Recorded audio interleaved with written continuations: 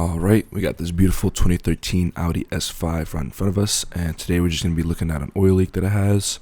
Now, a lot of people would misdiagnose this for a rear main seal, but if you just spend the time to look a little bit more carefully, you can see that it's not. And I'm going to be showing you guys how to do that in this video to save you guys a lot of time and money, if you guys take your cars to the shop. But we're going to be doing it here, so stay tuned for the tutorial on how to do this. But in this video, I'm just going to be showing you guys how to locate the oil leak. So first thing you guys want to do is look at the back of the motor and find the oil filter housing. It's not difficult. It's right in front of you. But once you find this oil filter housing, you guys kind of want to look a little bit deeper. Usually what I would do is I'd stick my phone in with the flash on and look around, see if there's any oil. But if you guys don't want to put your phone in there, you can just use a little mirror with like a little stick on it, and then kind of just peek around the same way that I found an oil leak with my phone, but just using a mirror. It's probably going to be a little easier because you don't have to stick your phone into a dirty, greasy car.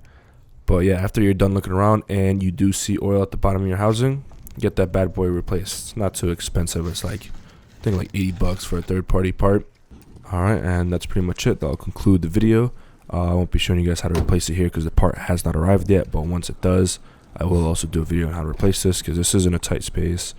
And if you're probably trying to DIY something simple yourself, I can just walk you through it. It'll be pretty simple. But before I leave, let me play you some tunnel videos of me absolutely shredding this car. You know what I'm saying? Enjoy.